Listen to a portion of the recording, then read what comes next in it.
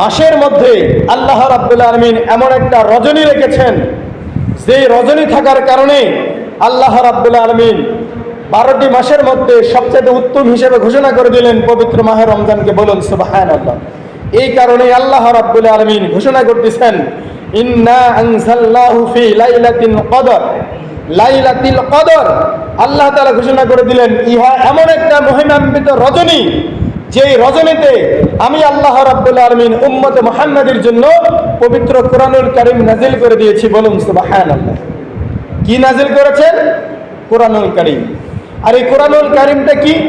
যেটা আল্লাহ তাআলার বাণী, রাসূল পাক সাল্লাল্লাহু আলাইহি সাল্লামের জীবদ্দশায় উম্মতে মুহাম্মাদের জন্য কোথায় কিভাবে কি প্রয়োজন তার বিস্তারিত আলোচনা আল্লাহ রাব্বুল আলামিন তার রাসূলের জীবদ্দশার বিনিময়ে উম্মতে মুহাম্মাদের জন্য, দুনিয়াবাসীর জন্য দিয়েছেন। বলুন সুবহানাল্লাহ।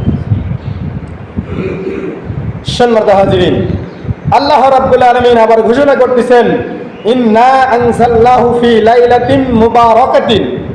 যে আল্লাহ রাব্বুল আলামিন বলতেছেন, নিশ্চয় আমি আল্লাহ রাব্বুল আলামিন এই কোরআনুল কারীমকে বরকতময় রাতে, বরকতময় রজনীতে উম্মতে মুহাম্মাদের জন্য নাজিল করে দিয়েছি। বলুন সুবহানাল্লাহ। সম্মানিত হাজিরিন, আবার আল্লাহ রাব্বুল আলামিন সুন্দর করে ঘোষণা করতেছেন যে লাইলাতুল কদর খায়রুম মিন আলফি শাহর তানাজ্জালুল মালাইকাতু ওয়ার রূহু ফিহা বিইذনি রাব্বিহিম মিন কুল্লি আমর। আল্লাহ রাব্বুল আলামিন ঘোষণা করতেছেন যে আল্লাহ রাব্বুল আলামিন কদরের রাত, মহিমান্বিত রজনী এই পবিত্র মাহে রমজানের মধ্যে নিয়োজিত করেছেন। আল্লাহ রাসূল ঘোষণা করতেছেন যে এই রাতটি কখন? রমজান মাসের শেষ দশকে, অর্থাৎ তৃতীয় দশকে বেজর রাত্রিগুলোতে তোমরা উন্মেষণ করো। উন্মেষণ করো। উন্মেষণ কেন করবো?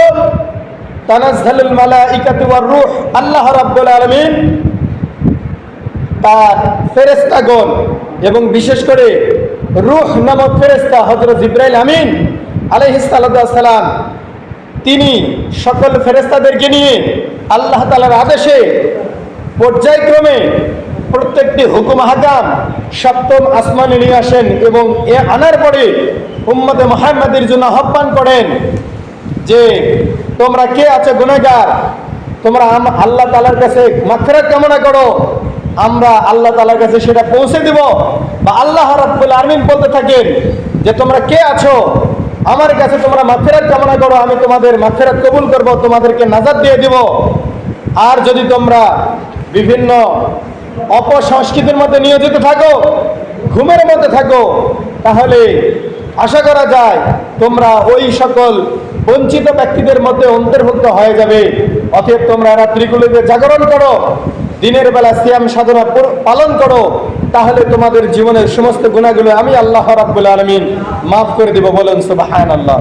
সম্মানিত হাজিরিন, এমনই হবে প্রতিটা দিন, প্রতিটা ক্ষণ উম্মতে মুহাম্মাদির জন্য সমস্ত ফেরেশতারা আপনাকে আমাকে আহ্বান করতেছেন, অথচ আমরা মনে করতেছি যে রোজাটা খুবই আমার জন্য একটা বোঝা হয়ে গেছে, যত তাড়াতাড়ি এটা যেতে পারে ততই আমার জন্য শান্তি।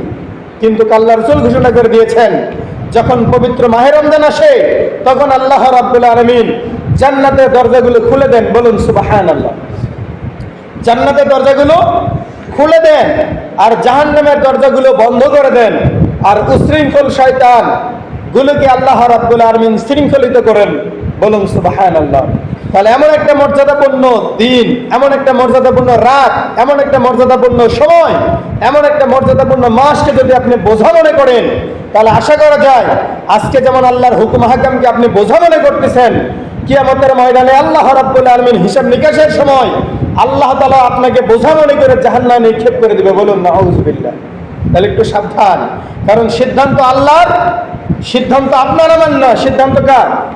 আল্লাহ তাআলার। তাহলে আল্লাহর সিদ্ধান্ত আপনার আমার জীবনের সাথে মিলে নিতে হবে, এটাই আমাদের জন্য একটা করণীয়, এটাই আপনার আমার জন্য একটা ফরজ ইবাদত।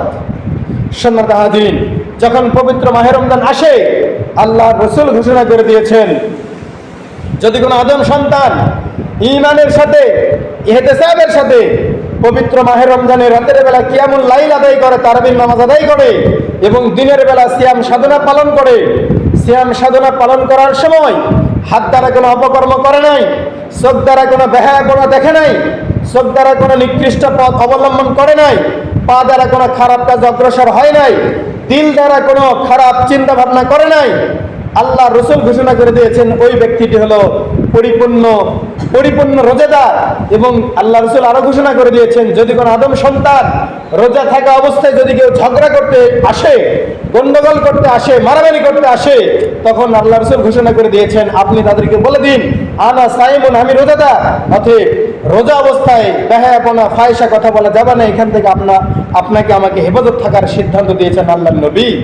সম্মানিত হাজরিন, অতএব আসুন আল্লাহ রাব্বুল আলামিন আমাদেরকে এই মহিমান্বিত মাস থেকে শিক্ষা নেওয়ার তৌফিক দান করেন এবং আল্লাহ রসুল আমাদের জন্য যে শিক্ষণীয় বিষয়গুলো দিয়েছেন এগুলো আমরা যাচাই বাছাই করি নয়, চোখ বুঝে একনিষ্ঠভাবে পালন করার জন্য আমরা চেষ্টা করি, সাধনা করি।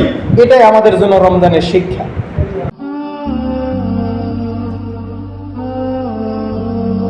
আল ইকরা টিভি।